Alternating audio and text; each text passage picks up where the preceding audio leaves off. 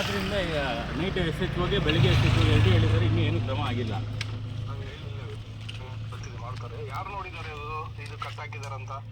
ಈಗಲೂ ಲೈವ್ ಹಂಗೆ ಕಟ್ಟಾಕಿರೋದು ಹಂಗೆ ಐತೆ ಸರ್. ಅದು ಮರಕ್ಕೆ ಕಟ್ಟಾಕಿ ಎಳ್ದಿರೋದೆಲ್ಲ ಹಂಗೆ ಐತೆ. ಯಾರು ಕಟ್ಟಾಕಿರ್ತಾರೆ? ಅದು ಯಾರೋ ಗಾಡಿಗಳಲ್ಲಿ ತೊಗೊಂಡಿದೆ ಸರ್ ರೈತರ ಹತ್ರ. ಗಾಡಿ ಜಾಸ್ತಿ ತುಂಬಿಸಿದ್ದಾರೆ. ಇದು ವೀಕ್ ಇರೋದ್ರಿಂದ ಇದು ತೀರ್ಕೊಂಡಂಗೆ ಐತೆ. ಇಲ್ಲ ಎದ್ದೇಳಕ್ಕಾಗಿರಲ್ಲ ಇದು.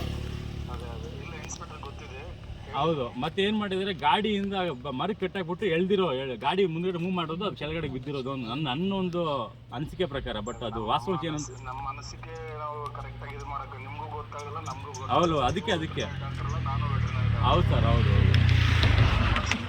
ಹೌದು ಸರ್. ಒಂದು ಸ್ವಲ್ಪ ಬೇಗ ನೋಡಿ ಸರ್. ಇನ್ನೂ ಈ ರೋಡ್ ಪಕ್ಕದಲ್ಲಿ ಎಲ್ಲ ನ್ಯೂಸ್ ಜಾಸ್ತಿ ಆಗ್ತಾ ಇದೆ. ಬೇಗ ನಂಗೆ ಕಳಿಸ್ತೀನಿ ಸರ್.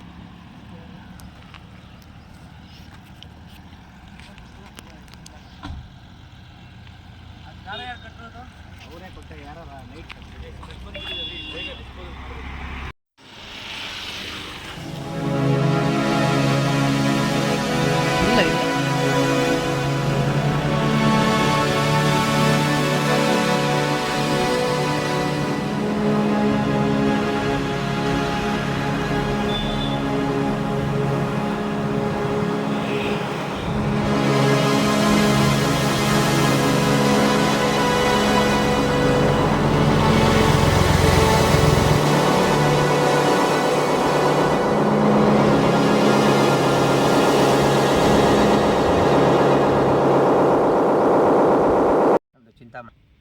ಒಂದು ವಿಶ್ವ ಹಿಂದೂ ಪರಿಷತ್ ಸಂಘಟನೆಯವರು ಈಗ ಬೆಳಗ್ಗೆ ಯಾರೋ ಸೋಷಿಯಲ್ ಮೀಡಿಯಾದಲ್ಲಿ ನಮ್ಮ ಹಿಂದೂ ಸಂಘಟನೆ ಇದಕ್ಕೆ ಪೋಸ್ಟ್ ಮಾಡ್ತಾರೆ, ಈ ರೀತಿ ಆಗಿದೆ ಅಂತ ಹೇಳ್ಬಿಟ್ಟು ನಾವು ಬೆಳಗ್ಗೆ ಬಂದು ನೋಡ್ತೀವಿ. ರಾತ್ರಿ ಯಾರೋ ಮನುಷ್ಯ ಜಾತಿಗೆ ಅಲ್ದಿರೋ ಇರೋರು ಯಾರೋ ಕ್ರೂರಿಗಳು ಮೃಗಗಳಾದರೂ ವಾಸಿ, ಅವ್ರಿಗಿಂತ ಹೀನಾಗಿರೋ ಅಂಥ ಮನುಷ್ಯತ್ವ ಇರೋರು ಅಲ್ಲಿ ನೋಡಿ ಅಲ್ಲೂ ಹಸುನ ಹಗ್ಗಕ್ಕೆ ಕಟ್ಟಾಕಿ ಕಾಲುಗಳನ್ನೆಲ್ಲ ಕಟ್ಟು ಎಳೆದು ಅದರ ಮೇಲೆ ವಿಕೃತ ಮನೋಭಾವ ಇರೋರು ಮಾತ್ರ ಆ ಕೆಲಸ ಮಾಡೋಕ್ಕಾಗೋದು. ಮಾಡಿ ಅದಕ್ಕೆ ಚಿತ್ರಹಿಂಸೆ ಕೊಟ್ಟಿದ್ದಾರೆ, ಅದೇನು ಅದೇನೋ ಗೊತ್ತಿಲ್ಲ. ಮೇಲ್ನೋಟಕ್ಕೆ ಕಾಣಿಸ್ತಾ ಇದೆ. ಕಾಲು ನೋಡಿ ಎಲ್ಲ ಹಗ್ಗಕ್ಕೆ ಕಟ್ಟಿ ಕಟ್ಟಿ ಎಲ್ಲ ಎಳೆದು ಎಲ್ಲ ಕಾಲುಗಳನ್ನ ಕಟ್ಟು ಎಲ್ಲ ಡ್ಯಾಮೇಜ್ ಆಗಿದೆ.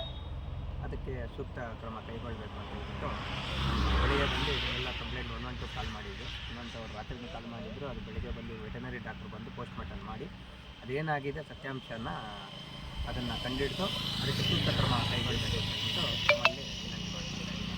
ಇನ್ನೊಂದೇ ಈಗ ಇದು ಹೆಂಗಾಗ್ತಾಯಿದೆ ಅಂದರೆ, ಒಂದು ಟಾಟಾ ಎಸಲ್ಲಿ 2 ಹಸುಗಳು ಹಾಕಿದ್ರೆ ಚೆನ್ನಾಗಿರುತ್ತೆ, 5 ಹಾಕ್ತಾರೆ, 6 ಹಾಕ್ತಾರೆ. ಟೀಚರ್ ಗಾಡಿಯಲ್ಲಿ 15-20. ಯಥೇಚ್ಛವಾಗಿ ಇಲ್ಲಿ ಚಿಂತಾಮಣಿ ತಾಲೂಕಲ್ಲಿ, ಚಿಂತಾಮಣಿ ಟೌನಲ್ಲಿ ಎಲ್ಲ ಕಡೆಯೂ ಈ ಹಸುಗಳದ್ದು ಕಸಾಯಿಖಾನೆಗಳು ರಾಜಾರೋಷವಾಗಿ ಮಾಡ್ತಾಯಿದ್ದಾರೆ. ಅದಕ್ಕೆ ಕಾನೂನು ರೀತಿ ಸೂಕ್ತ ಕ್ರಮ ಕೈಗೊಳ್ಳಬೇಕು.